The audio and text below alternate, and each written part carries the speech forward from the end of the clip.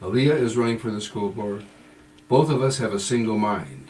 We want to fix the failing reading program that has been in place for quite some time.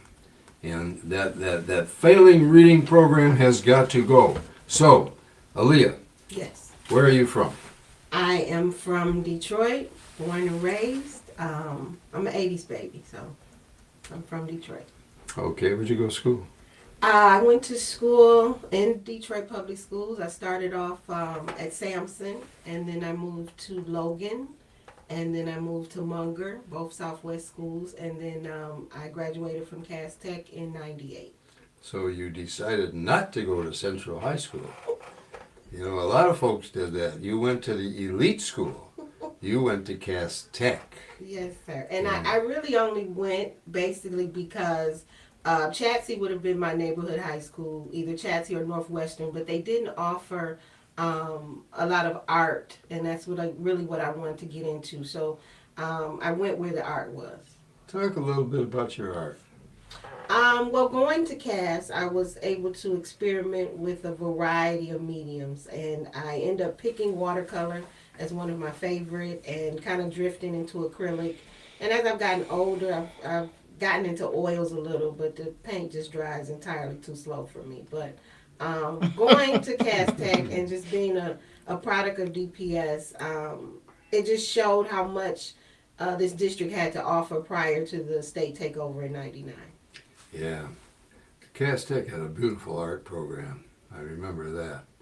And talking about the state takeover in 1999, we have to reflect, because a lot of people don't remember, but before the state took us over, in the year 1999, our student reading and math scores were at the state midpoint and rising under a superb superintendent named Dr. Eddie Green. And there are some who say that there were powers that be, corporate powers in Lansing, that didn't like the fact that we were doing very well in 1999 under Dr. Eddie Green. So, and we had also passed a $1.5 billion bond, 1.5 billion with a B, to renovate schools, to build schools. So they were looking at that money with hungry eyes. They took us over because they could. And now here we are, in the year 2022. Yeah. And well, you heard from James Beasley, the state's premier statistician and researcher, where the test scores are now. Yes. Because he reported last evening at the Keep the Vote No Takeover meeting, which I couldn't attend because my computer crashed. I was going to be there, but you were there. Yes. You want to talk a little bit about what Mr. Beasley said at that meeting? Can you remember? Well, he got a lot of his data from the NAEP, and if nobody is familiar with NAEP, it's the National Assessment for Educational Progress. And our DPS-CD numbers are not very well. We're in the single digits as far as 3rd, 4th grade, 8th grade literacy. The proficiency rates are, less than 10%. There's nothing. I don't think there's anything over 6%, if I recall correctly. No. Yeah, I mean, think about that. I mean, this is our hometown with the biggest school district in the state of Michigan that we were educated at and got good educations from. And now these kids deserve the same education that we got, and less than 10%, far less than 10% of, we got 50,000 kids in this school district, far less than 10% of them are reading at acceptable levels. Yeah. And this is why we are running for this school board. So they're at 50, you said they're at 10% of those levels? Less than 10%. So what's the plan to bring those levels up? Well, as one board member, policy has to be visited. But my thing is, with the current status of this board, as well as Dr. Vitti, the federal government sent us over $1.27 billion, and $700 million of that will be in the sky, just slowly trickling down for the next 20 years. When in fact, to get our test scores and our literacy rate up. That should have been the main priority. Yes, we do need buildings. Our children, do need some of the state of the art things, but academics and chronic absenteeism took second and third place over facilities. So in order to solve the issue, it takes money, and money that this district does not seem to have right now. So unless funding changes or revisiting that 700 million, to sit here and say I have the magic answer, I don't. But it does take money to solve this issue. So a couple of things you said. Facilities are needed. Yes, I think I heard, and I'm not sure if I heard it here, by another person that may be running for the board, that you guys have the board. I'm sorry, the school district has facilities that were built new, and then they're sitting empty. Is that true? I can't remember. I thought somebody said that they opened up a school and then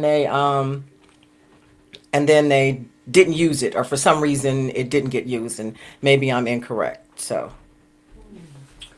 They've done that with some facilities. Okay. They've also done it with some of the tracks. I can remember, as a matter of fact, Southwestern, which was actually one of my assignments when I was an older guy. I was coaching track and teaching there. I had one of my many comebacks at DPS. I don't seem to be able to stay away from my hometown. We built a $100,000 track there, and then closed the school and sold it. I mean, the planning has been, off the charts. It's been abysmal. But Ms. Moore, I want to ask you a couple of other things. I want to ask you what's memorable about school to you when you attended DPS? Well, like I said, I'm an A baby, so even middle school, elementary school, we had an active parent group. We had counselors. We had social workers. We had music. The music teacher would pull you out of class. You go in the auditorium. You had instruments that you could take home and practice. And it just was each school that I went to, it wasn't perfect, but it was a family environment. Like I said, it was fully staffed. Cleanliness to me really wasn't an issue. Not until we got into high school and, issues of tissue paper and small shortages here or there, but the overall experience was a good one for me. I can obviously say my teachers cared. They didn't have a lot of stress, it seemed like, on them as they do now for, test scores and, constantly evaluating students versus, literally teaching them. And so overall, I really do feel like I had a good experience.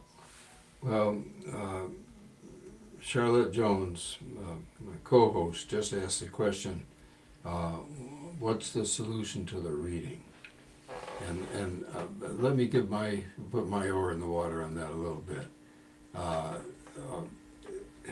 Aaliyah, you're aware of the Quick to Learn program. Absolutely. You know about it. Yes.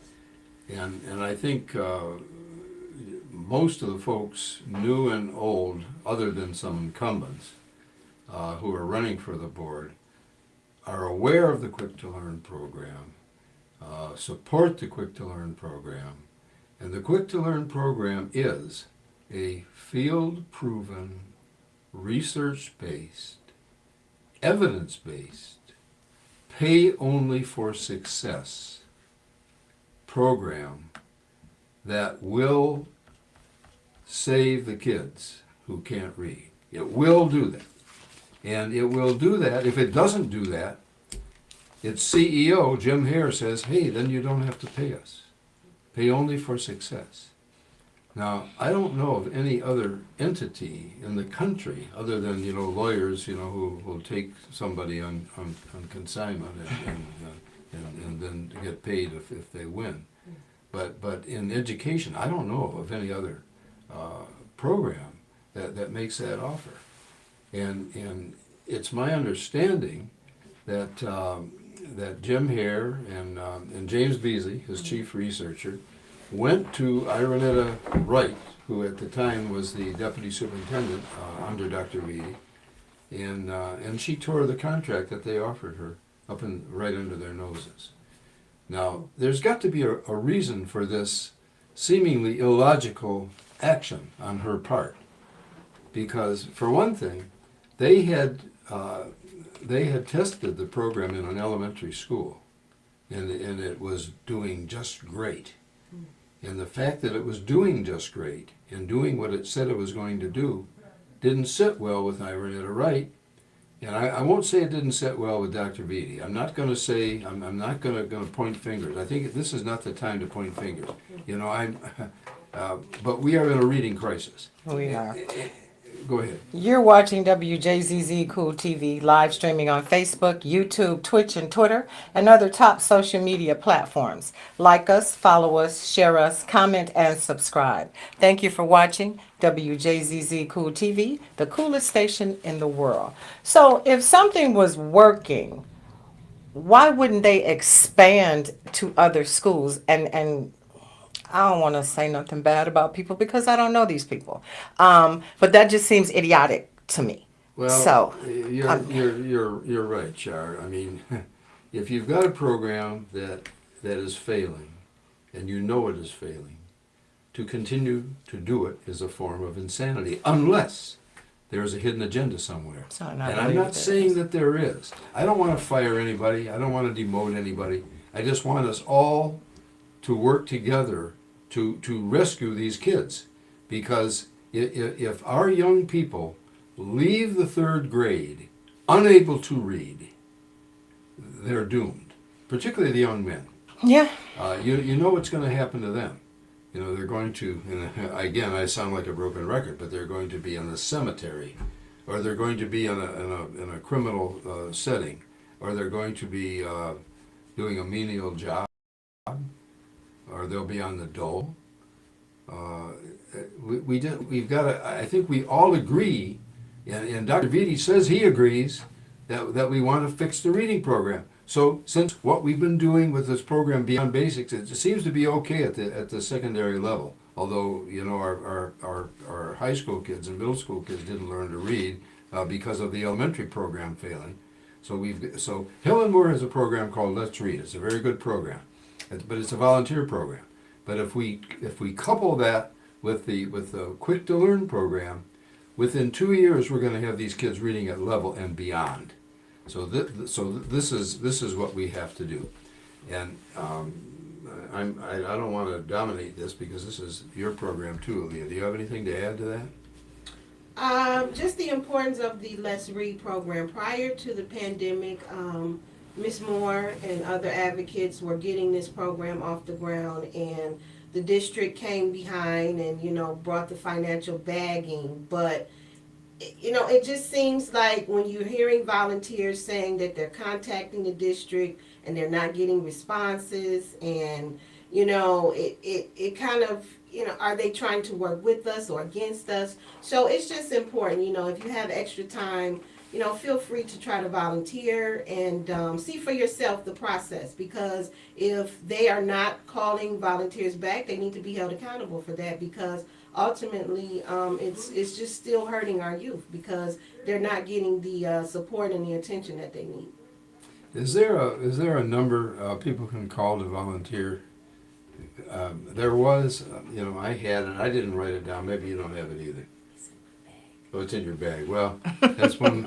Well, we'll talk about that next week. But this is the last program before the election, though.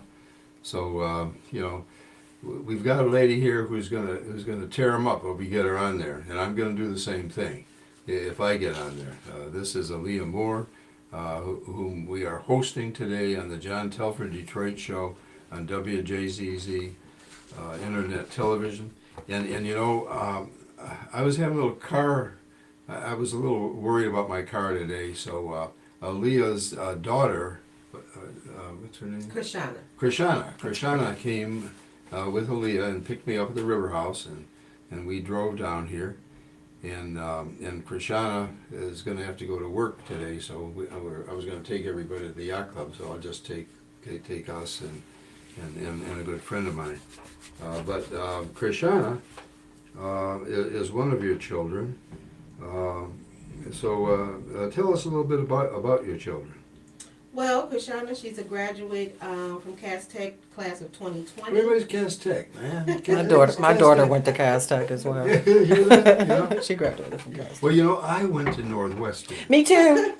Me too. For a while you did. Yeah. And for a while I did. You know, I got sent to live with my father when my parents split up, and I won't tell the whole story there, but I ended up at Denby. Owe everything to the track program there because they got me educated, track scholarship. But tell us about your children.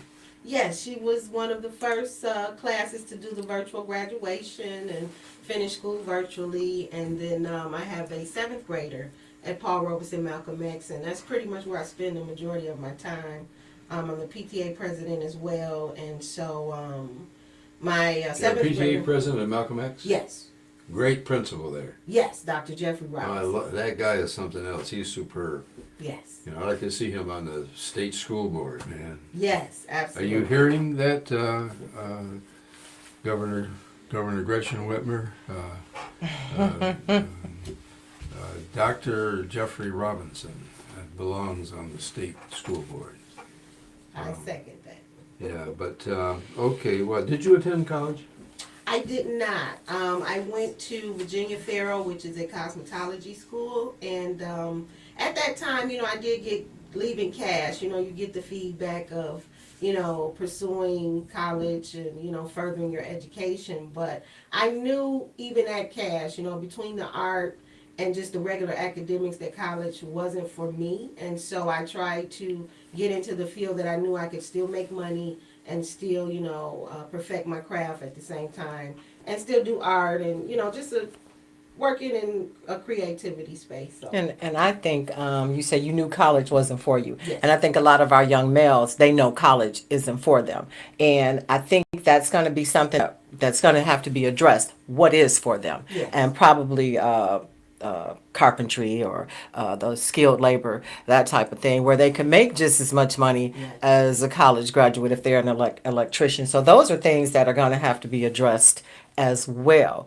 Is that in your platform, or are you thinking along those lines? Absolutely, because I know, that I didn't go to college, but I knew that doing hair, I was still able to provide for myself and still make a living. And so it's not now is not the time to, to shun people that don't necessarily want to go to college, but just encourage and open up those doors to see what's a good fit for them. Because as my mom used to say, a college graduate is what it is, but you're going to college, you still need your hair done, you still need your car fixed, you still need your home repaired. So there's a space for everyone, and just have to find it. And working with the schools, and from the takeover up until now, a lot of our electives has been stripped.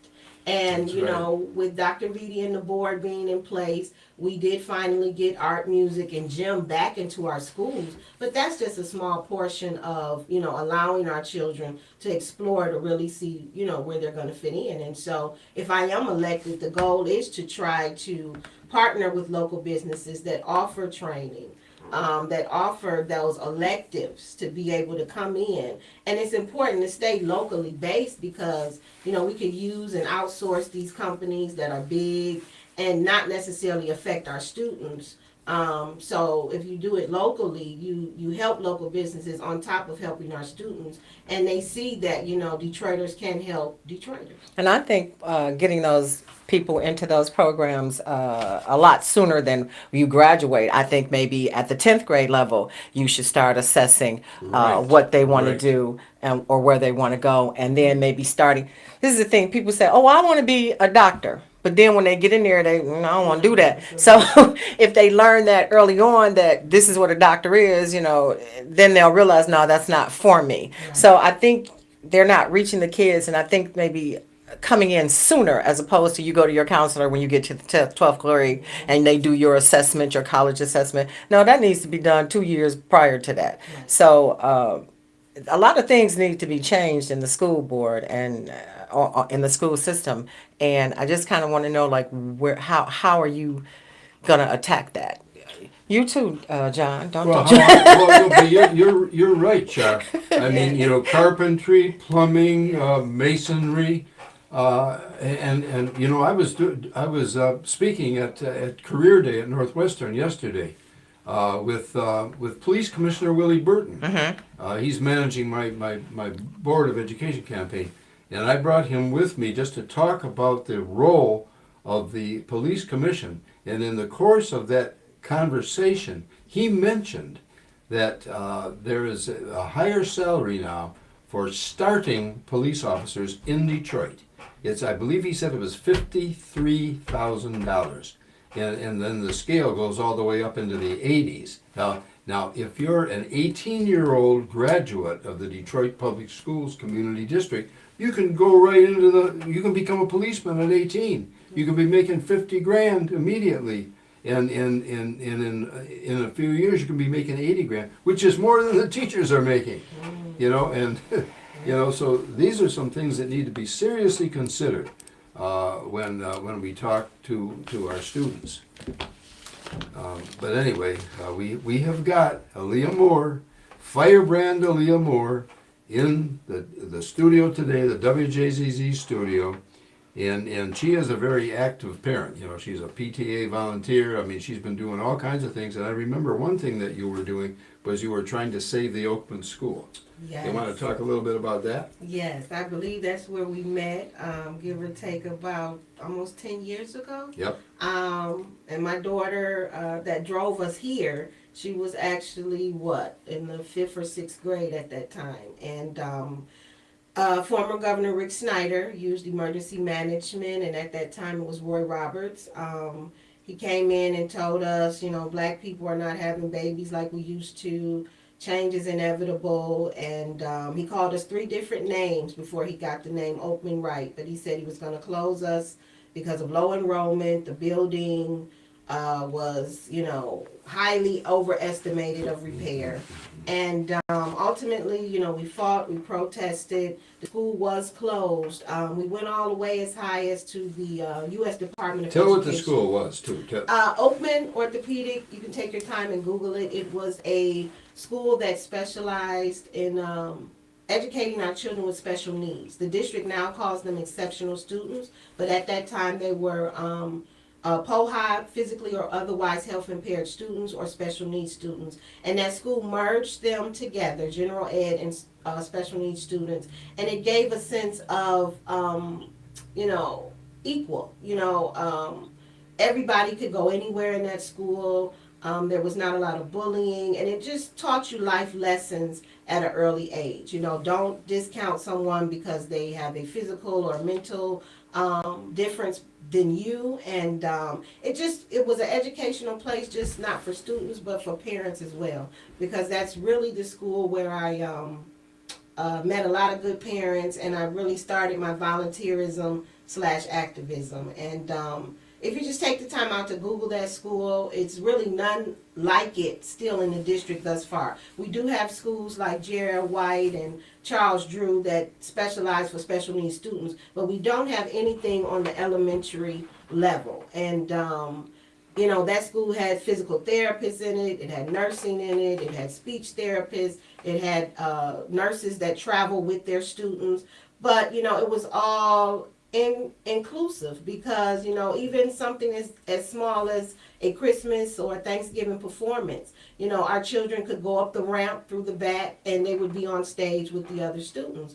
Versus the 2 schools that they sent them to, you know, our students in wheelchairs and walkers had to perform on the level floor. They could not get up to the auditorium stage as their peers. And so that school was just a beautiful place. The architecture was beautiful. And they closed it. And they closed it for absolutely no reason. It was a jewel, just like our airplane school, the school that taught our kids to fly planes. It seems like anything that's beneficial to the children, they get rid of it. Yeah. And I don't understand. You're watching the John Telford Detroit Show, live streaming on Facebook, YouTube, Twitch, and Twitter, and other top social media platforms. Like, follow, share, comment, and subscribe. Thank you for watching WJZZ Cool TV, the coolest station in the world. Do you have any announcements? Yeah, thanks for reminding me, because I'm going to get killed if I don't do this one. Miss Virginia Starkey, fondly known simply as V. the proprietress of V's Boutique, offers a wide range of fine clothing and accessories for ladies. You can find all sizes of women's fine apparel in V's one-stop excellent customer service at V's Boutique that you can't find anywhere else in Detroit anymore. And V's is at 16423 East Warren Avenue. 16423 East Warren Avenue, right around the corner from the Alger Theater and right around the corner from one of the few libraries that is still open in the city. And you can contact V to make an appointment by calling 248-662-6622. That's 248-662-6622. And we are interviewing Leah Moore, candidate for the Detroit Public School Board. Vote for Aaliyah Moore on November the 8th. Vote for me on November the 8th because I am also running for the Detroit Public Schools Community District. Even though some folks say that I should just go home and sip some mint juleps and just be an old man because I'm 86 years old, and Lamar Lemon says I'm too old to be on the school board. And what else did he say? I can't even remember. But And you're supporting him? well, you know what? Yes, I am. I'll tell you why I am supporting him. Lamar and I aren't getting along right now for some reason which I don't totally understand. But let me tell you this. He wants to fix that reading program just as bad as Aaliyah does and just as bad as I do. The world isn't getting along right now, so. Well, we've all got to get together. I mean, if we No, for real. I know. I mean, which battlefront do we fight on first? You know, we're fighting in the Ukraine. You know, by proxy. We've got this global warming that's going to kill us all. You know, if we don't do something about it. But right now, I am concentrating, and Aaliyah is concentrating, and all of the activists in Detroit who recognize the problem are concentrating on this reading crisis. We have got to teach these kids to read. We're not doing it, and there's a program right here that was brought forth by a Cass Tech graduate, by the way. You know, all these Cass Tech graduates. You know, I'm a Denby graduate. I ended up at Denby High School for a variety of reasons, which I'm not going to go into now. But we broke a state record there, though, and you know, my long jump record still stands as a record there, set at 1953. I always like to throw a little track in, you know, like to brag, but I was world ranked. Okay, I was world ranked in the sprints, went undefeated in Europe on the United States national team, and I bring that same energy to this school board race. You know, I can't run a 45-second quarter mile anymore, but I can run up here with my head. Okay, Aaliyah, tell us a little bit more how you got involved in advocacy. Talk a little bit about that, because I think that's fascinating how you did that. Well, like I said, when fighting to try to save Oakman, we went as high as the U.S. Department of Education, but my fight stopped there because ultimately their question was, you know, how is this directly affecting you?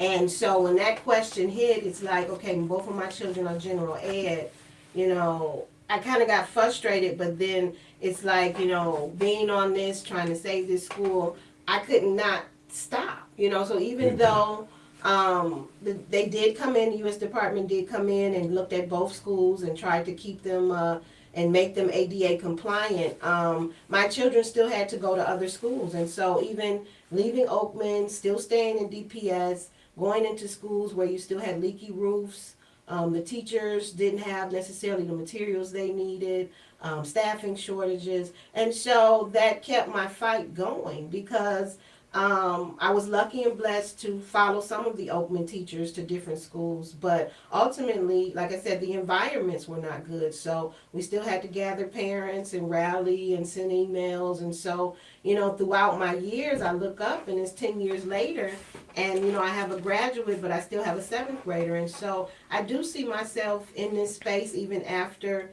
my daughter goes to high school and even graduates, because as long as it's a public school system here, I do want to stay engaged and, ultimately hold whoever sits in these seats accountable, because at this time we have entirely too much money in this district for things to still look the way they are. And, the teachers have lacked, the students have lacked, and this year really is the last year of this COVID funding. So if our enrollment does not go up and stay up, then, the nurses, the academic interventionalists, the dean of cultures, the attendance agents, all these things will be gone moving into 23-24. And, that will put us in another bad space. But just, normally by nature, I was a quiet parent, volunteer, decorate, do whatever you want me That to do. surprises the hell out of me, man. I hear this lady at school board meetings. I missed the last one. I tried to do it remotely because I had something else I had to do, but then I couldn't get on because I'm not a good techie. But I've been at every school board meeting for about the last 6 months, and I've seen you there. She goes there and she raises hell, and she calls them to account. But somehow or other, I just can't understand because we have elected school board members who just sit up there like lumps, knowing that these kids can't read, and and I don't think they understand their role. They are policy makers. They hire and fire the superintendent. They direct the superintendent to do what they want to be done. It's not the other way around. I think they have the feeling that he's their boss. No, they got that backwards. Is there a salary attached to the board positions? No. Okay. I mean, there might be a stipend. I don't know what there is. No, I was just wondering that maybe that's why they're just I sitting think there. they get paid for go to a meeting or something. It started prior to Corona. It was $100 for each meeting that they attend. Okay. And So that's during not the a lot of money. pandemic, they voted to raise that from $100 to $250. So it's $250 per meeting. And that's fair enough. I mean, Right, these that's are gas fare, volunteers, yeah. I mean, when I was superintendent, I volunteered, and they actually gave me a framed copy of my $1 because Tom Blakely, attorney Tom Blakely, drew up a contract for $1, and I signed it. We went through the whole formal process, and I was paid $1 a year to do that job. And after eventually Roy Roberts, who was the emergency financial manager, became the emergency manager, and as soon as he did, he disempowered the good elected board and fired me. I was no longer superintendent. But then when Dr. Vitti came in 2017, at some point along that continuum, he actually had $1 framed and presented me with $1 bill in this frame, and I've got it on my wall. That's the $1 I earned in the years 2012 and 2013. Leah, you were talking a little bit about your art. Do you have any of your art? Not with me. If people go on my Facebook page and just type up Aaliyah Moore, ALIYA MOORE, I do have a few pieces. And especially during, I give or take, the height of the pandemic, and even when Oakman closed, I did a series dedicated to our students. A lot of my pieces don't necessarily have, eyes and noses, but just images of children and just the injustice that they have suffered.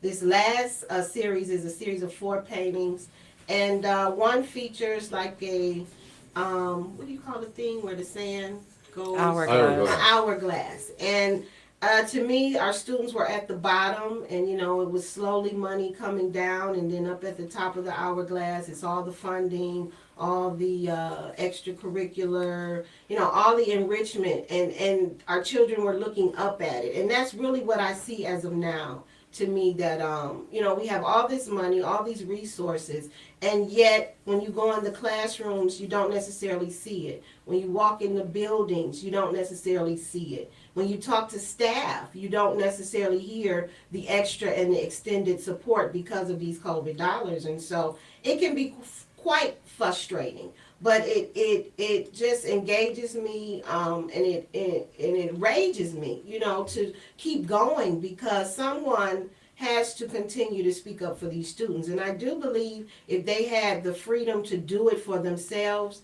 I do believe this district would not be in the state that it is today. You're absolutely right. And representative art and music actually are instrumental in developing cognitive skills. And this is why they are so important to be part of the curriculum. I learned to play the violin at Estabrook Elementary over in Linwood and McGraw in 1943. I was in the second grade or something. I'm still playing the violin. I learned it in DPS. And I took art classes in high school at Northwestern High and at Denby, and I ended up. That's the only art instruction I ever had. But I sold my art. I mean, I was selling. You remember the Generous Critic in Grosse Pointe? There was a place called the Generous Critic. I used to sell my art there, and they would take it, and if they could sell it, they'd sell it. If they couldn't sell it, I'd get it back. You know, but this is what our kids need. Yes. They need instruction, and they need co-curricular programs. They need good co-curricular programs.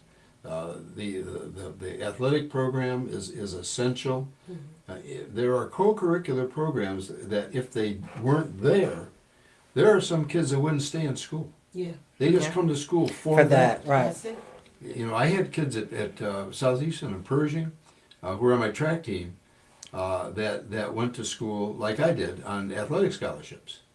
But some of those on my track team, the second stringers, third stringers, did not go to school on athletic scholarships. But they came to school.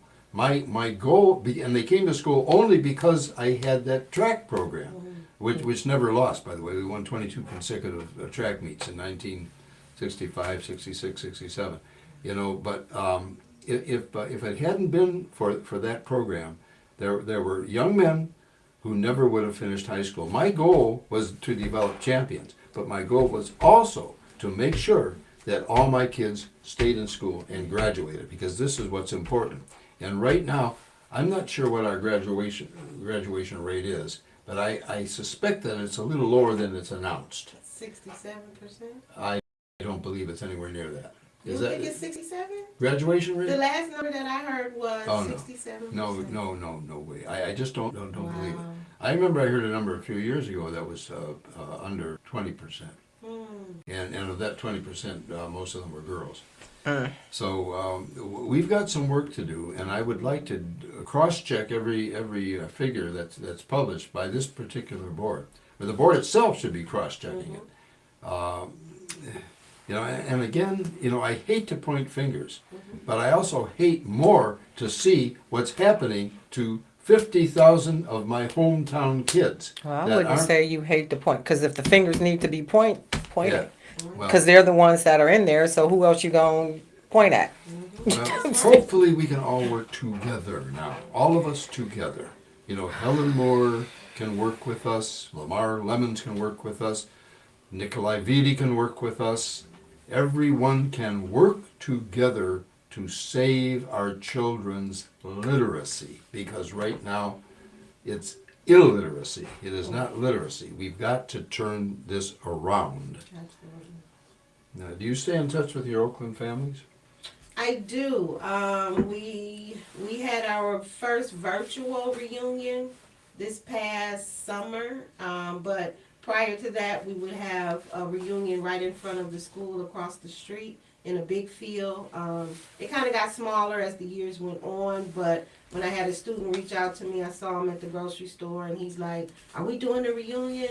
Then that's when I came up with the virtual one. But it's not a long period of time at all that goes by when I don't see either people or students. And you know, the main question is what happened to those kids. You know, the majority of them should have either graduated from high school by now, but you know, we still have the little ones, and so that becomes a question of where did they go, how are they doing. But it's good to see some of my Oakland babies. You know, they're grown, some of them have kids now, and some of them are just, you know, becoming adults, and it's just good to see. But it angers me still, and it makes me sad, but it keeps me going because, you know, all of those children that graduated, they still had people up under them. And, you know, it's a continued cycle of, where are these children placed?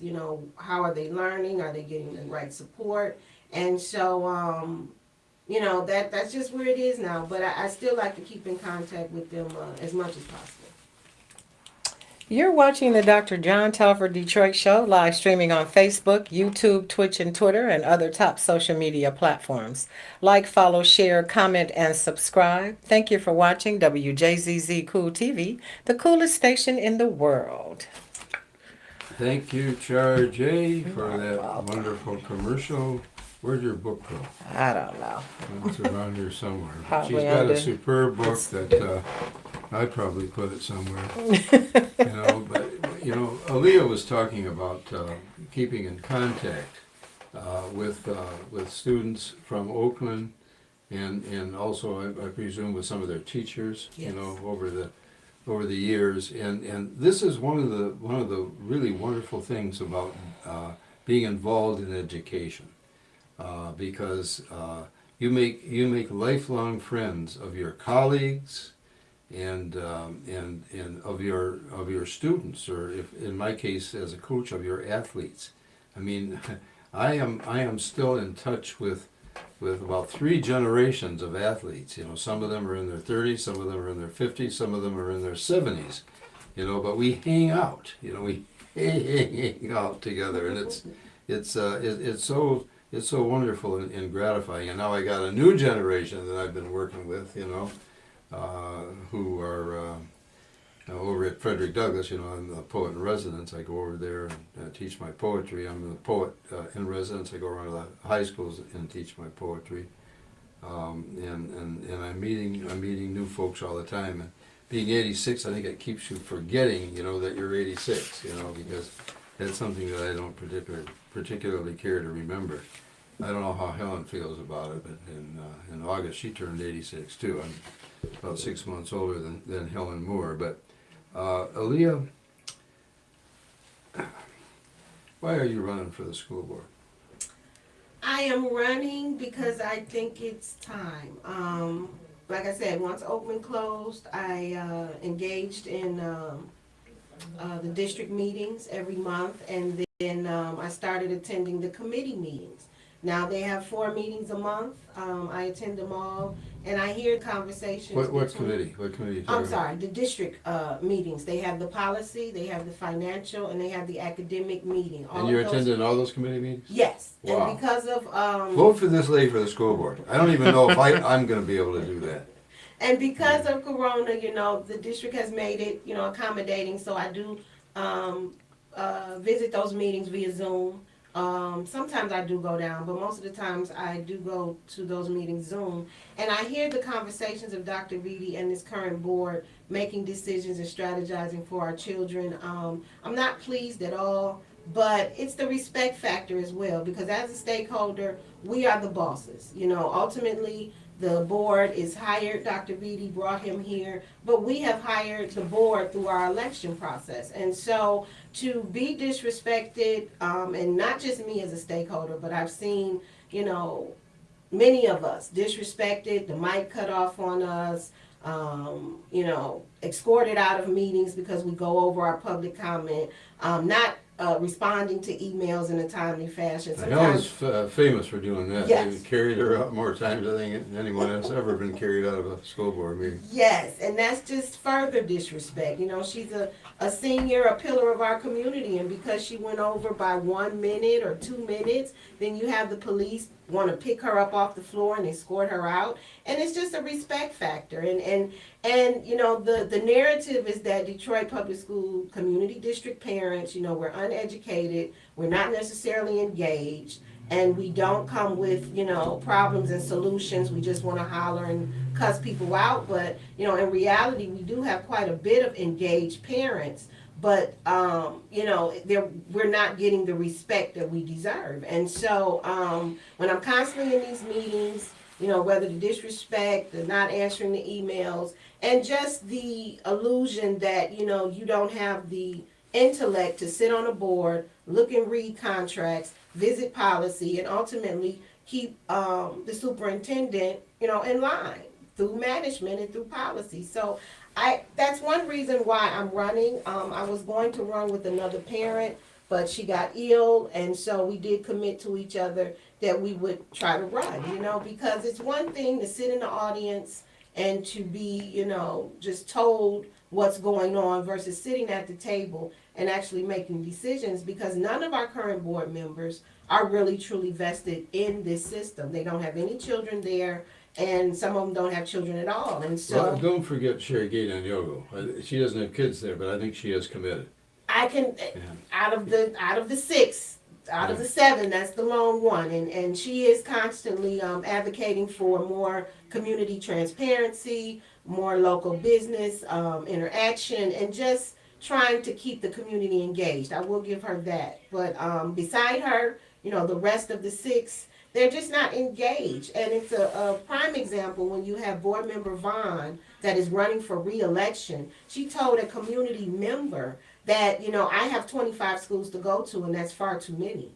If you're running for re-election, those should never, that should never come out of your mouth, when in reality, each board member is only designated 15 schools. So sum it up for us, your last final thoughts. What do you want people to know when they go out Tuesday finally to get this election over with? What do you want us to know? What do you want them to know? One thing I'll say is that both of us are unbought and unbossed. Nobody's going to buy us. I've already proved that I can't be bought, and I know that the lady that we're hosting today cannot be bought, because I've heard her talking many times, and I know she's donated all of her time. Okay. And the one last thing that I always have to say. Well, we own her time, so Yeah, she get a minute. You got announcements? Well, no, I want to hit. Oh well, no, I hit need her to sum it up as to what do you want? want me to do? You want me to come out and vote? What would you tell me to get me to come out and vote? Yeah, Well, that's first, you can feel free to Google my name. Everybody wants a background, and everybody wants to read and know more about you. Want to share a number? Oh, sure. Yeah. They can also reach me if they have any questions, 313-758-8552. Say it That's again. 313-758-8552.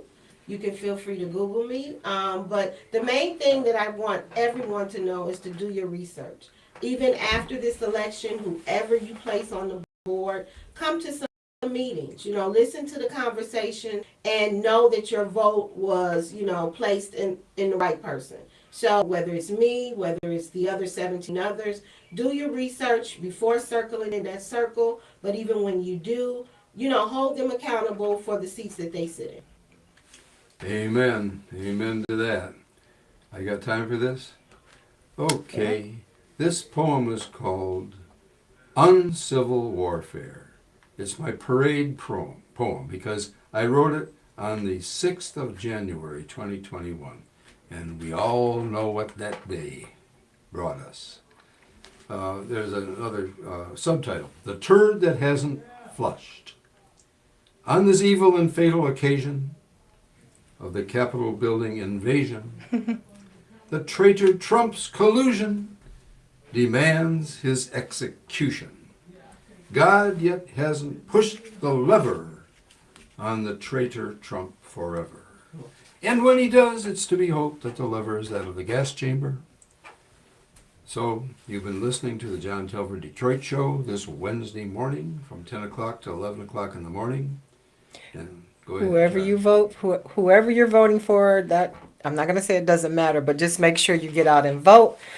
Those rights were fought for you to have, And died for. So get out and vote.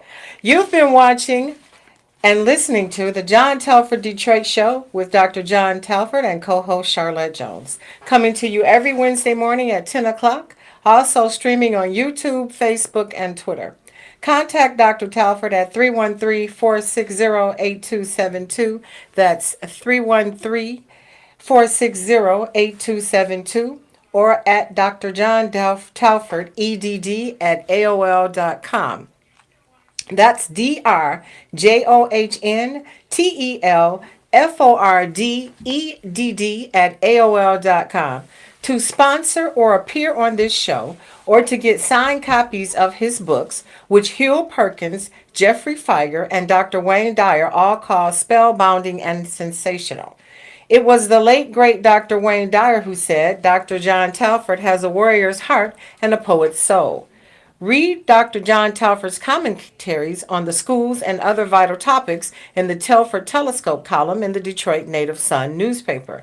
And also hear him on his other station, WCHB AM 1340, every Saturday morning at 9:30 a.m. and Monday evening at 6:30. That's every Saturday morning at 9:30 a.m. and Monday evening at 6:30 p.m. on WCHB AM 1340.